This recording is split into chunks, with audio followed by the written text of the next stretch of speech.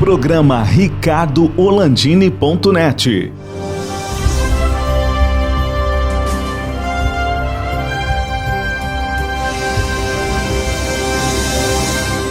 Alô, amigos, estamos de volta com o programa ricardoholandini.net, mais uma vez, com o Cariúcho, o procurador e deputado pelo DEM, Eric Lins. Tudo bem, deputado? É um prazer estar falando contigo, Ricardo. É sempre um prazer estar falando com a sua audiência, especialmente nesse momento em que existem tantas incertezas. É importante a gente trocar ideia com gente inteligente, com gente que está sendo diretamente afetada por essas restrições. E é por isso que eu te agradeço e é sempre um prazer estar aqui falando contigo. Deputado, o coronavírus está dando uma série de polêmicas, né? Agora temos até CPI, né? Que a CPI mais parece uma inquisição, assim. A gente já sabe o que eles querem fazer, tá? Mas tudo bem, né? Eu quero fazer uma provocação para o senhor. Eu queria entender uma coisa. Meus neurônios aqui, o meu tipo e teco, de vez em quando não consegue concatenar. Por que um supermercado que vende eletrodoméstico, vende cama, mesa e banho, vende pratos, talheres, uma série de outras coisas, vende ração para cachorro, como é que ele pode abrir? E o cara que vende só eletrodoméstico não pode abrir. O cara que só vende cama, mesa e banho não pode abrir. E ele faz. Ele é a mulher, o filho, o cunhado que trabalham na loja, que usam máscara, se higienizam com álcool gel. Qual é a diferença desse cara, que é um pequeno empreendedor, um pequeno trabalhador, que gera alguns empregos no nosso estado, não pode abrir, e o concorrente maior dele, o supermercado que vende o mesmo produto dele, pode abrir? Qual é o problema que o Rio Grande do Sul tem contra o empresário, contra o empreendedor? Bem, deixa eu tentar dividir essa tua pergunta em duas. A primeira é dizer que não faz o menor sentido mesmo. Não faz o menor sentido, é uma decisão absolutamente errada. Mas depois de eu dizer que não faz sentido, a gente precisa analisar o porquê disso está acontecendo. E existem algumas formas de a gente analisar isso. Eu preciso lembrar que depois que esse evento Covid, esse evento da pandemia, ele se iniciou, muita gente, na verdade ninguém, sabia o que fazer. E os governantes, em especial os do Poder Executivo, eles têm o dever de apresentar medidas, soluções.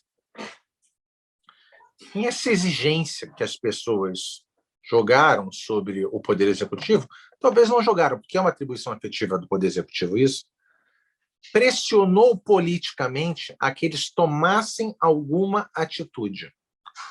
Só que os caras não sabiam o que fazer, começaram a tomar, que sob a minha perspectiva, medidas muito atabalhoadas, medidas contraditórias, que levaram a uma série de problemas.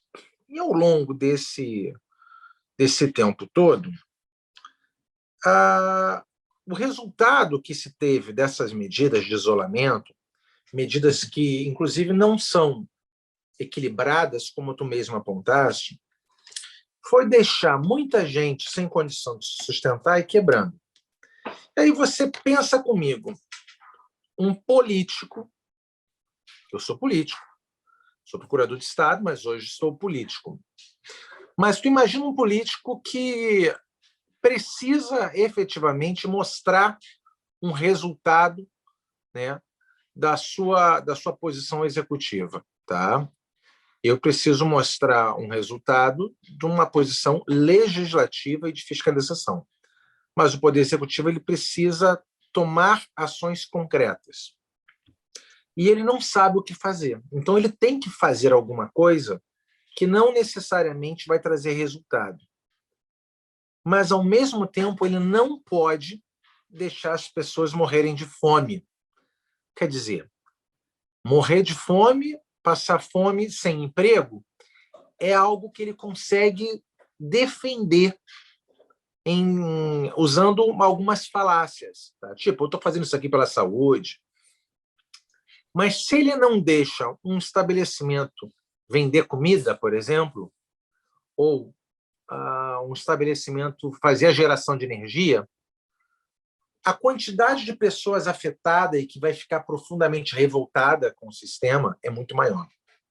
Então, na cabeça do político que toma essa decisão injusta, ele está pensando, olha, eu vou fazer alguma coisa, mesmo sacrificando uma série, milhares de pessoas, milhões até, mas eu vou estar fazendo alguma coisa que eu tenho como dizer que faz sentido, mesmo que não faça. Em outras palavras, quando um governante fala, olha, pode abrir isso aqui, mas os outros não podem, ele está dizendo para a sociedade, olha, eu estou fazendo alguma coisa. E o que eu estou fazendo, apesar de não fazer o menor sentido em termos de razoabilidade, deixar aberto um supermercado com milhares de pessoas e não deixar aberto um botequinho com 5 ou meia dúzia, eu estou fazendo alguma coisa pelo bem de vocês. Esse é o discurso. Ele vende esse discurso porque ele precisa, pela função dele, fazer alguma coisa, mesmo que ele não saiba o que fazer. Então, na verdade, eu julgo que é um descaso com a real necessidade da sociedade como um todo. E essa é uma das grandes críticas pelos quais eu, desde o primeiro momento, entrei com ação contra os decretos aqui no estado do Rio Grande do Sul. Eu questionei a falta de isonomia entre você fechar um pequeno supermercadinho, ou um botequinho, ou um comércio que vai entrar 2 pessoas ali a cada 20 minutos, e você deixar aberto uma Leroy Merlin que vende tudo e com um monte de gente dentro. Da mesma forma, Ricardo, que não faz sentido você ter aberto um supermercado e tampar com plástico determinados pedaços. Também não faz sentido. Não vai aumentar a contaminação por conta disso. Então, é uma série de erros que, sob a minha perspectiva, só servem para proteger a posição política de quem deu a ordem, mas não traz nenhum benefício para as pessoas. Pois é, o deputado, o senhor tocou num assunto interessante. O senhor é da base do governo do Estado do Rio Grande do Sul. O senhor é da base. Como o Sebastião Melo, tá? Ex-deputado, tá? E agora prefeito de Porto Alegre, também era da base. E vocês faziam críticas contundentes no ano passado com esse isolamento controlado aí, o que ia acontecer. E, de fato, aconteceu que o que quebrou de gente, o que tem de gente que está quebrada, porque as contas chegaram, né? As contas chegaram para toda essa gente. O cara que vende eletrodoméstico, que vende cama, mesa e banho, chegou as contas para ele teve que demitir, teve que indenizar, ou não, ou teve que sacrificar algum patrimônio, algum recurso que ele tinha guardado, né? Para manter esses empregados, que agora também estão desempregados, porque já estamos aí há mais de um ano nessa lenga-lenga. O que fazer, deputado? Tá? Porque, mesmo sendo da base aliada, vocês faziam críticas. E agora, recentemente, agora em abril, meados de abril, o senhor entrou com uma ação na Justiça contra o distanciamento controlado no Rio Grande do Sul. O que fazer para mudar isso aí, para que esses empresários que são trabalhadores e geram emprego, eu sempre lembro aqui, né, que quem gera emprego no Brasil é o micro e pequeno empresário. As grandes empresas concentram, eu tenho 2.000 empregados, mas é que mais de 90% das empresas no Brasil são micro e pequenas empresas, esses que geram a grande massa de trabalhadores. O que fazer, deputado? O prefeito Sebastião Melo, um grande amigo, uma pessoa que eu admiro. Obviamente, a gente não concorda com 100% das coisas, mas naquilo que a gente concorda, a gente briga junto. E, efetivamente, nós somos os grandes críticos em todo o sistema de distanciamento controlado. Inclusive, eu entrei, como tu citaste, em abril do ano passado, eu entrei com uma ação que não teve provimento, porque o Poder Judiciário, ele sabe que ele está trabalhando contrário às liberdades em diversas instâncias. E durante esse ano a gente se colocou contrário, sim, apesar de ser da base. Porque ser da base, Ricardo, não significa dizer amém para o governador. O Poder Legislativo ele é independente. E a minha independência ela tem um fundamento que é a fidelidade, a lealdade, em especial, com as pessoas que confiaram naquilo que eu disse na campanha. E eu preciso desenvolver não só a confiança, mas a segurança de que as pessoas saibam como eu vou agir na maioria dos casos. As pessoas raramente vão se surpreender com uma votação minha, porque eu deixo sempre bastante claro a forma com que eu penso, e, obviamente, eu posso ser convencido do contrário em algum aspecto, mas, para isso, a pessoa tem que vir com argumentos bem fortes. Não me oponho a mudar de opinião. Mas esse distanciamento, que desde o primeiro momento me pareceu errado, ele se provou errado. Eu compilei mais de 6 mil dados e cheguei à conclusão de que não importa a bandeira que estava sendo definida e em qual região do estado do Rio Grande do Sul. Seja amarela, laranja, vermelha ou preta, seja em Santa Maria, Uruguaiana, região de Porto Alegre ou região de Erechim. Não se importa se no começo ou no final dessas 52 semanas de distanciamento controlado, o resultado era que as bandeiras sempre tinham comportamentos absolutamente aleatórios. Mesmo que você considerasse a semana de efeito a primeira após a bandeira, 2 após a bandeira, 3 ou 4, o resultado era aleatório, e com aleatoriedades muito parecidas entre as respectivas bandeiras. Não importa se você olhava para ver se o resultado nominal foi positivo ou negativo, ou se o resultado proporcional era positivo ou negativo. O resultado era sempre aleatório e com aleatoriedades similares entre todas as bandeiras, que têm protocolos diferentes entre si. Resultado: as bandeiras elas tinham um efeito muito mais moral do que efeito de redução de contágio. E é por isso que eu, mais uma vez, estou dizendo que, aparentemente, o governo ele precisa vender para a opinião pública de que está fazendo alguma coisa específica. Tá? E essa especificidade ela deveria vir acompanhada de resultados, e não está vindo. Nesse momento, há poucas horas atrás, né, poucas horas não, quer dizer, eu acabei de sair da reunião, que era uma reunião que dizia respeito ao novo sistema de distanciamento controlado, que vai alterar esses padrões. Vai sair do sistema de bandeiras para um sistema de avisos, de alertas, em que vai, a princípio, promete dar mais autonomia para os municípios. Eu sigo criticando porque eles vão partir de um pressuposto mínimo de restrições, quer dizer, vai haver um platô de restrições no estado inteiro, definida pelo estado, e grupos de município vão ter que conversar entre si para definir quais vão ser os protocolos que vão ser adotados acima desses padrões básicos, mas o estado ainda vai ter poderes para definir sobre isso. E quais são as críticas envolvidas? Porque não basta simplesmente o estado definir restrições mínimas em todo o território. Ele também tem que dizer, olha, essas daqui vão ser as restrições máximas. Quer dizer, eu, Estado, exijo de você, sociedade, esse mínimo de comportamento para proteger a saúde.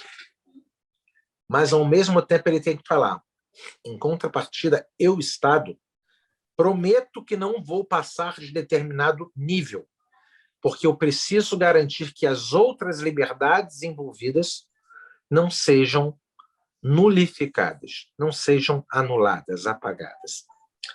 Ricardo, é bom para a tua audiência entender que é muito comum dois valores, dois princípios, dois direitos fundamentais se chocarem.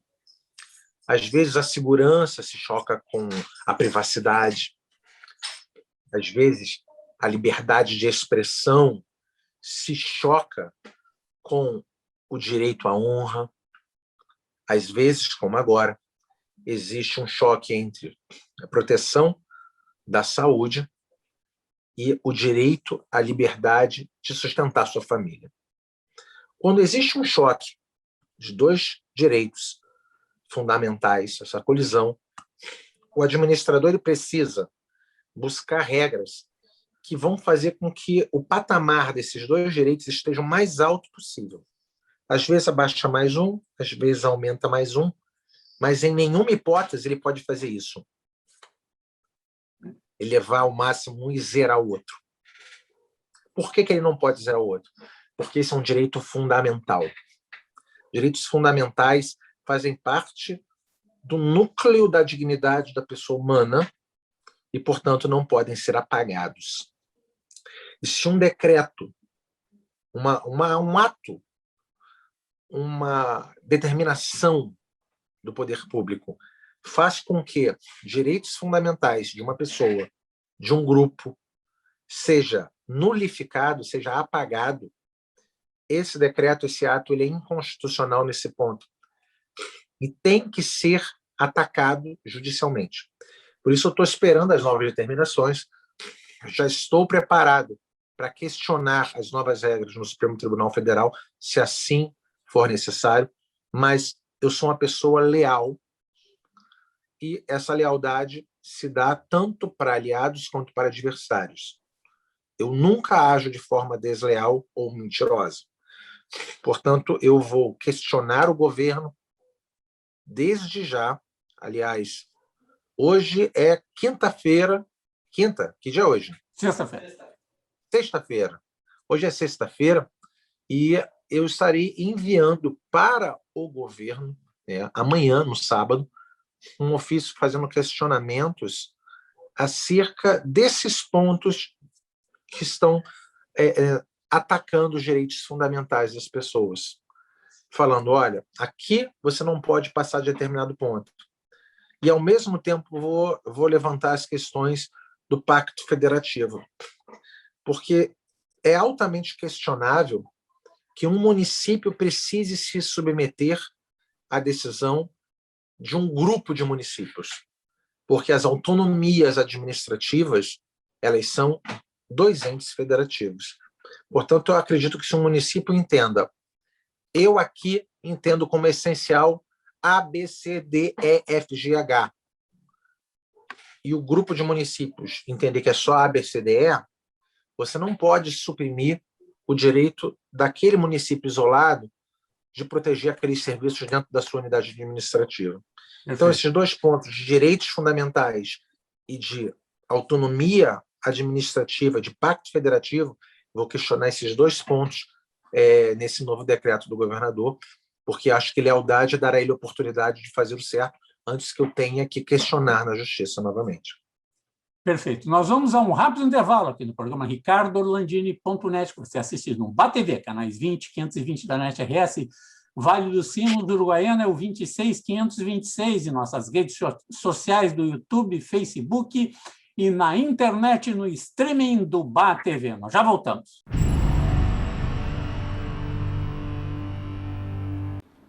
O restaurante Chihuahua está de volta com toda a tradição que marcou sua história em Porto Alegre. Camarões, bacalhau, congro, salmão e filés com toque tradicional e inovador na melhor experiência gastronômica, junto com carta de vinhos diferenciada. Avenida Teixeira Mendes, 1216. Teleentrega 3105-6767. Chihuahua, o sabor tradicional na mesa da sua casa.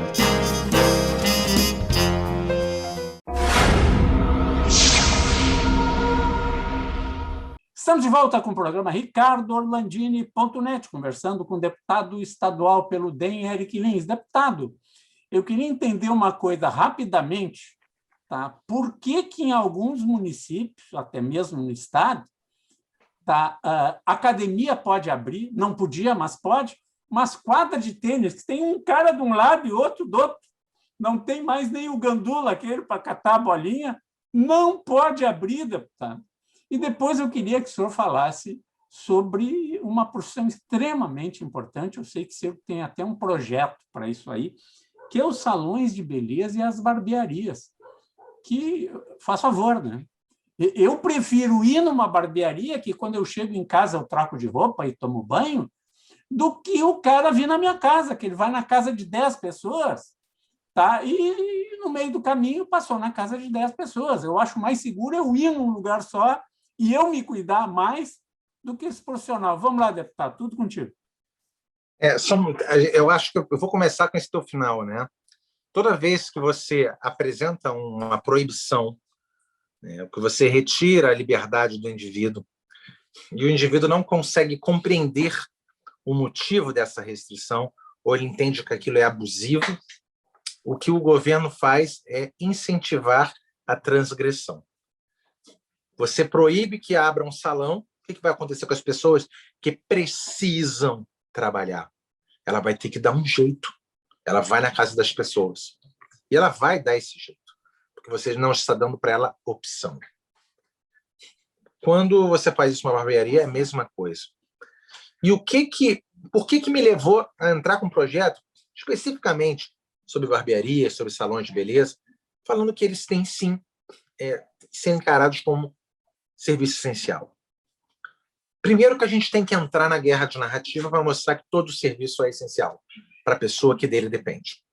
Segunda coisa, quando o ser humano ele deixa de se importar com a sua aparência, ele, num ciclo vicioso, ele acaba tendendo, a médio prazo, a não se importar com o seu próprio bem-estar.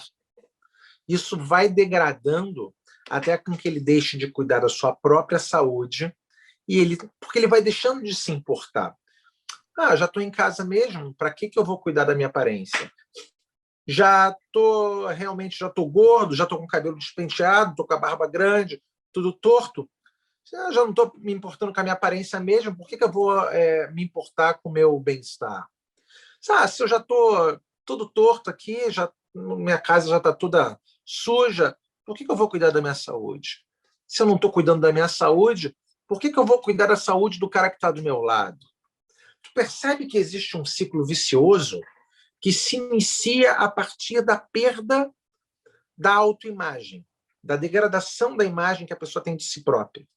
E é por isso que os salões de beleza, que inclusive muitas vezes são exigências para o próprio exercício de algumas profissões que exigem um determinado padrão estético de organização e de arrumação.